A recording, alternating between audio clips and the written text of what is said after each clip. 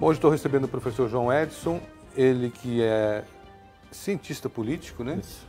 E tem como nos ajudar aí a entender um pouquinho do que está acontecendo no Brasil. Ontem, Dia Internacional da Mulher, tivemos a bomba aí dessa decisão do Supremo Tribunal Federal que anulou todas as condenações do ex-presidente Lula. O que isso representa, o que isso significa, o que aconteceu, professor? Veja bem, a gente vive um momento confuso no país, né?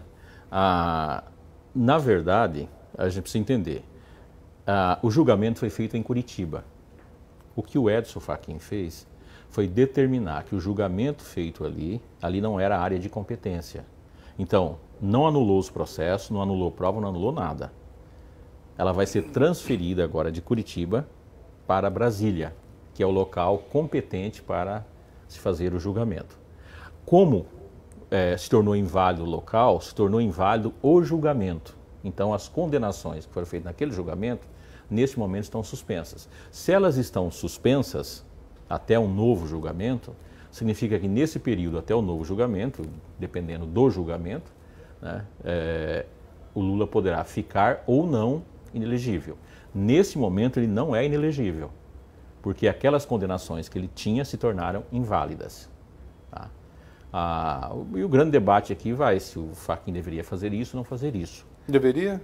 Eu deixo isso para os criminalistas, constitucionalistas, primeiro tentar esclarecer a opinião pública. Eu costumo dizer, Luiz, que quando você tem um tema e todo mundo dá opinião, é porque ninguém sabe nada sobre ele. E nós estamos vendo muito isso no Brasil, todo mundo dando opinião sobre tudo. A única coisa que eu posso dizer agora, nesse dado momento, que o momento foi extremamente errado. O país está vivendo o pior momento em termos de Covid, o foco teria que ser na questão da saúde. Essa questão, o Lula não estava dentro da cadeia, para dizer assim, eu preciso tirar o cara lá dentro. Poderia esperar. Isso poderia esperar. Então, assim, foi indevido do ponto de vista, não político, do ponto de vista humano. Porque ele traz outra vez uma guerra que nesse momento não é favorável. Porque ao fazer isso, reacendeu 2022. Quando boa parte da população continuar fazendo essa brincadeira, ele não vai chegar nem vivo em 2022. Mas 2022 vem para atrapalhar esse momento da Petrobras, combustível subindo, da pandemia da saúde que as pessoas estão morrendo, de possíveis reformas que poderiam acontecer ainda nesse governo, ou seja, a responsabilidade por ter um negócio que ele tem que estar acima de qualquer coisa, chamado bom senso. E tem uma coisa que os poderes brasileiros, aí todos os poderes, legislativo, executivo e judiciário, não está tendo no Brasil um negócio chamado bom senso. Eu preciso saber a hora de fazer as coisas e como fazer as coisas. Não é a primeira vez que o Supremo faz isso. Não vamos esquecer que esses dias o Marco Aurélio Mello, por exemplo, estava soltando um punhado de gente aí. Né? Sim. Então, assim, um atrás do outro... E gente perigosa. Gente perigosíssima. Né? E depois vai o Estado outra vez lá. Uma das coisas que tem que ser questionada agora, Luiz, é o seguinte. Se Curitiba não era válido, quem que vai pagar a conta? Porque foi caríssimo aquilo. Aquilo saiu de dinheiro que era para ir para a saúde, para a educação, para a estrada. É caríssimo aquelas pessoas em volta daqueles processos, fazendo aquelas oitivas.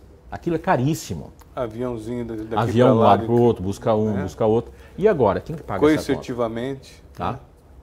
Então, veja bem. Se não começar a gente entrar na justiça e pedir indenização, porque foi citado, porque apareceu. Então, assim, a gente não tem um negócio chamado seriedade. E isso tem um outro problema seríssimo. Causa um negócio chamado insegurança jurídica. Insegurança jurídica faz o dólar subir, o investimento internacional sair do país e o combustível subir, o gás subir, o alimento, o transporte, tudo subir neste país.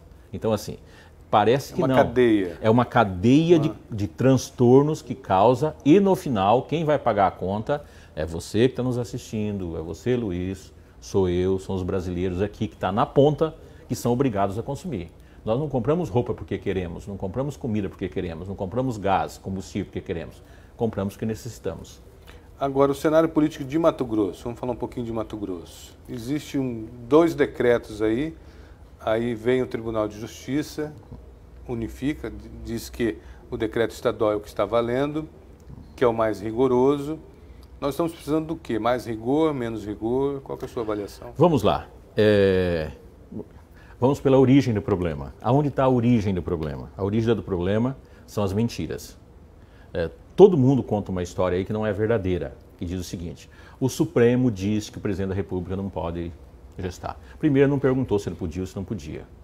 A pergunta que foi feita ao Supremo, e o Supremo só age quando é consultado nesse caso, a pergunta que foi feita é o seguinte: se o presidente da República ele poderia gestar sozinho durante a pandemia, que significaria o seguinte: se quisesse decretar lockdown, ele ia decretar, se quisesse suspender, teria mais autoridade do prefeito. O que o Supremo respondeu? Vamos lá para os fatos. Ele respondeu o seguinte: não, permanece a Constituição. A lei maior é do presidente da República, depois do Estado, depois do prefeito. Tá. Então, mas houve uma inversão. Não, não houve. Não? O que houve é o seguinte: quando o presidente decretar alguma coisa, o governador e o prefeito, ele pode aperfeiçoar, ampliar. Por exemplo, o presidente da República diz que tem um toque de recolher às 10 horas da noite. O governador pode colocar às 9 e o prefeito pode colocar às 8. Não pode inverter o processo. Não pode colocar às 11. Não pode.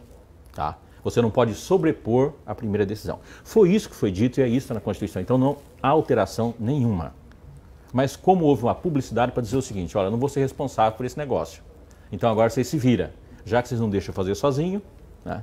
Porque quando o presidente consultou, ele não consultou para colocar lockdown, fazer qualquer coisa. Ele consultou para saber se ele poderia proibir os prefeitos e os governadores de agir. Foi essa a consulta que ele fez. Está lá, eu não estou inventando, está escrito. Quem quiser só ter acesso, entra lá no Supremo, tem lá o linkzinho, você entra lá, ou entra hoje no Google, aí você consegue, em vários portais de justiça, verificar. Não estou aqui inventando, está escrito lá. Essa confusão trouxe para os estados e municípios uma grande confusão. Então, quando o governador coloca alguma coisa, o prefeito só pode ampliar. Por que o presidente não pode fazer a correção no país inteiro? Porque ela é localizada. Nós temos hoje no país 5.700 e poucos municípios. Não tem como o prefeito saber a realidade de todos. Não tem. Então ele cria uma lei geral, né? Os estados pode aperfeiçoar ou manter, os municípios aperfeiçoar ou manter. A mesma questão o governador, ele cria uma geral para os 141 municípios. Aí tem um município que fala: não, no meu caso é mais grave, então eu posso começar um lockdown, ser mais rigoroso, diminuir a questão? Pode. O que ele não pode é contrariar a lei do governo. É isso que está pacificado. Quer dizer que o toque de recolher do Estado hoje é 21 horas. 21 horas. O município poderia colocar 20... O município pode até lacrar, 20 horas. O prefeito tem autonomia até para lacrar, falando: não vou fechar aqui. Mas no caso do toque de recolher, ele poderia colocar 20 horas, pode. Jamais 22. Jamais 22. Entendi. Tá. É isso que está especificado na lei.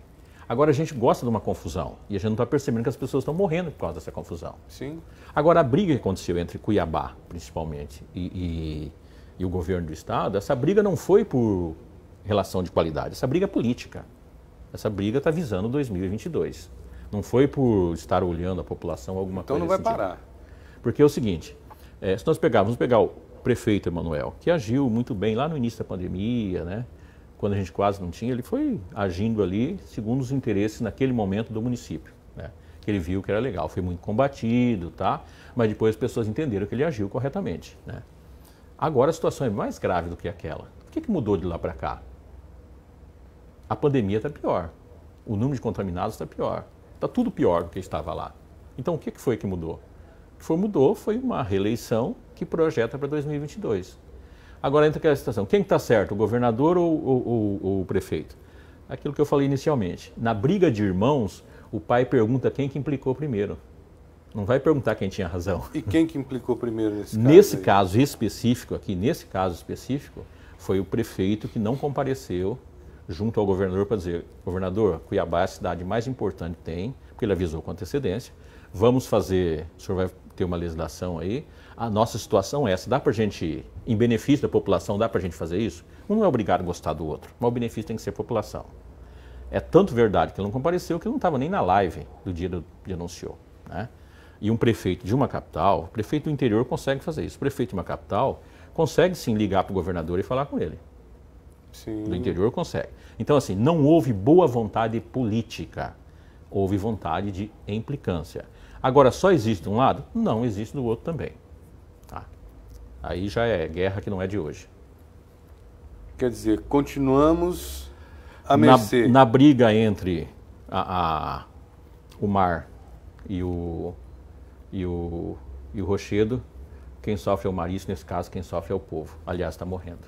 População que está morrendo. População que está morrendo. E que não está respeitando, né, as medidas. Por mais e aí, o que rigorosas ou por mais amenas que sejam, não há um respeito. E aí o que acontece? Como nós não temos uma cidadania de formação, que ela depende de educação, de uma cultura, de um conjunto de outros fatores. Não é educação escolar só.